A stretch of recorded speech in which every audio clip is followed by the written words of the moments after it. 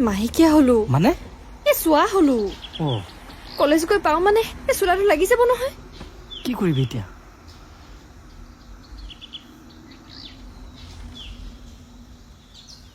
Steffi আনিছো কৰবাত হলাব পৰা হলে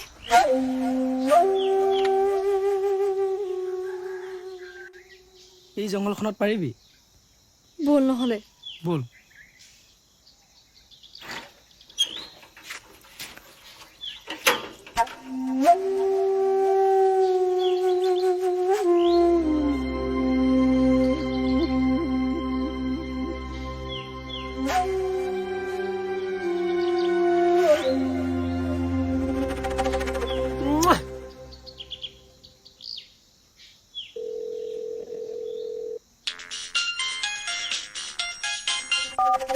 হেল্ল' তহঁতৰ গাঁৱৰ নৈকানৰ জংঘলখনত ল'ৰা ছোৱালী আহালে লিলিমাই কৰি আছে ধৰ ইয়া ঐ এইবোৰ বাদ দে নৈ গানত বোলে কিবা লিলিমাই চলি আছে ল'ৰা ছোৱালী হ'ল বল বল বল বল বল বল বল বল বল বল বল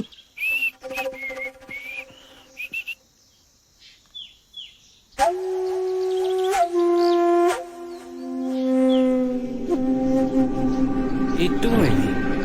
পাই যাবি আজি মজাটো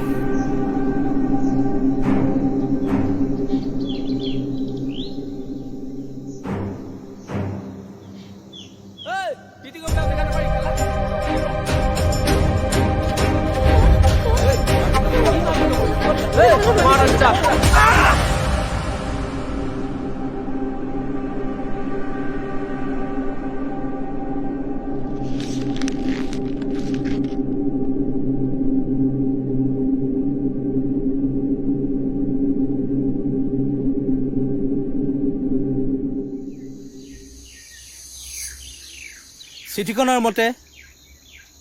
কাহিনীটোত যিজনে দুখী আছিল সেইজনে নিজৰ শাস্তি নিজে লৈ ললেই কিন্তু মই এইটো ক'ব বিচৰা নাই আমাৰ গাঁৱৰ সমাজখনৰ গাতো দুখ আছে কম পৰিমাণে হলেও দুখ সকলোৱে আছে অজানিতে কৰবাত আমাৰো পাপ হৈ গৈছে গতিকে সেই পাপৰ পৰাচিত আমি সকলোৱে হ'ব লাগিব কিন্তু আমি পৰাচিত কেনেকৈ হ'ম উপায় এটা আছে এই অসহায় ছোৱালীজনীক আমি সকলোৱে সহায় কৰিব লাগিব মানে নিয়ম নীতিখিনিৰ গোটেই দায়িত্ব আমি বহন কৰিব লাগিব ছোৱালীজনী যিহেতু একেবাৰে অকলশৰীয়া হৈ পৰিল সেইকাৰণে মই ভাবিছো সেই নীতি নিয়মখিনি হৈ যোৱাৰ পাছত এই ছোৱালীজনীৰ বাবে এজন ভাল উপযুক্ত দৰা চাই তাই বিয়াখন আমি ধুমধামেৰে পাতি দিব লাগিব তেহে আমি এই পাপৰ পৰা হাত সাৰিব পাৰিম তাই যদি সন্মতি দিয়ে আৰু মা দেউতাৰ যদি একো আপত্তি নাথাকে তেনেহ'লে পূজাক মই বিয়াখন পাতি ল'ম হেয়া দৰা দেখোন ওলালেই আইজনী তোমাৰ কিবা আপত্তি আছে নেকি মোৰ আপত্তি আছে গৰু তই ক'ত ইমান সাহস পালি